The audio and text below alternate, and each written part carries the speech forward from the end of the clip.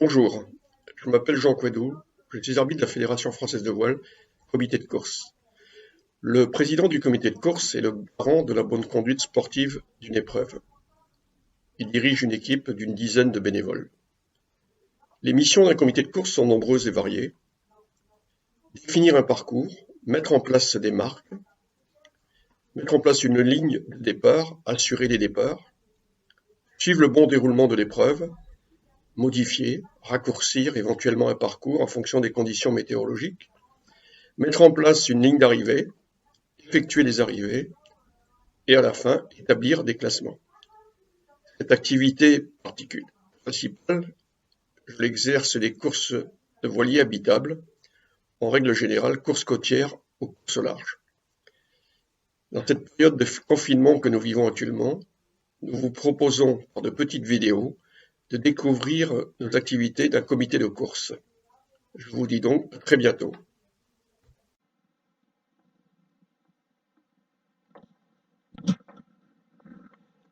Bonjour. Dans le cadre des présentations des activités d'un comité de course, je vais vous parler aujourd'hui de la mise en place d'une ligne de départ dans une zone sans courant ou une zone avec courant. La ligne de départ est déterminée par le bateau comité de course à tribord, le côté bouée, bout de ligne, à l'extrémité bâbord. Nous avons ici un vent du nord.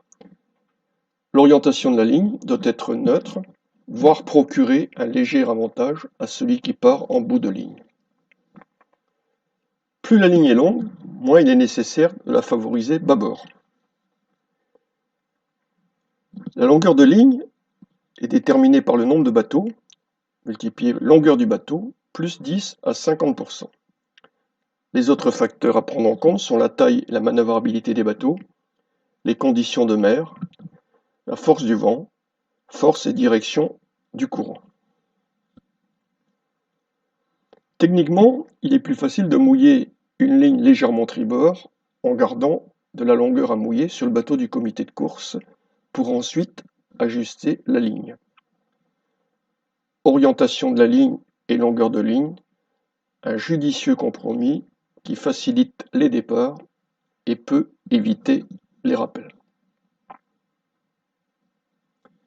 Ajuster une ligne avec un côté plan d'eau favorable. Nous avons ici la marque 1. Sur le côté droit du plan d'eau, un fort courant. Sur le côté gauche plan d'eau, côté terre, un courant plus faible. Nous allons donc favoriser la ligne tribord.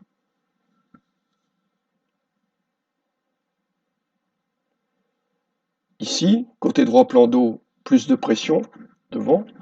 Orientation du vent, état de la mer favorable. Côté gauche plan d'eau, moins de pression de vent. Orientation, état de la mer défavorable. Nous allons donc favoriser la ligne côté bâbord. Dans ces cas, il faut se demander quel serait notre propre choix tactique si on était concurrent. En l'absence de courant, un vent réel du nord, une ligne de départ, comité bouée de bout de ligne, vert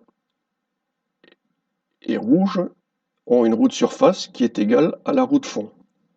Si l'angle de remontée au vent des bateaux est de 45 degrés, rouge fait une route au 45 et vert fait une route au 315.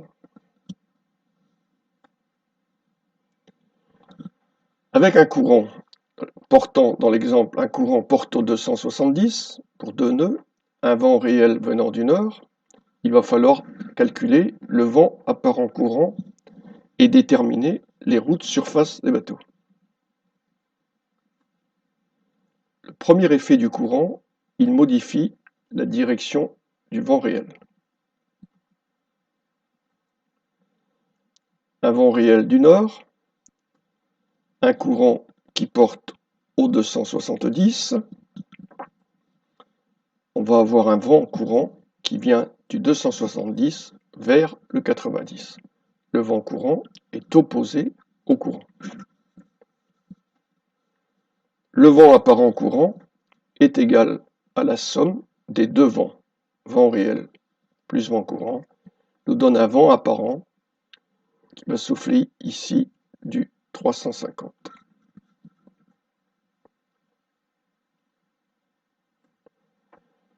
Si nous avons un vent réel de 12 nœuds au nord, un courant de nœuds qui porte au 270, par construction, le vent apparent courant est au 350. Les roues de surface auprès des bateaux sont donc modifiées de 10 degrés.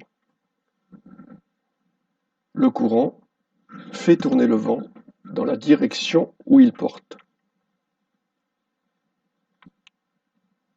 Notre exemple, le vent apparent courant souffle ici du 350.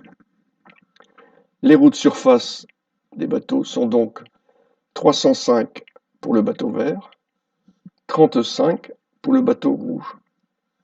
Elles ont été modifiées de 10 degrés sur la gauche.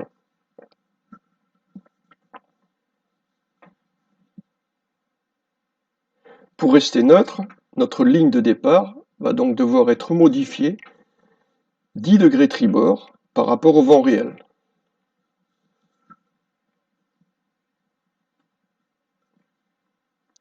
Le vent réel est au nord, le vent apparent au 350. Nous allons donc déplacer la marque de départ sous le vent.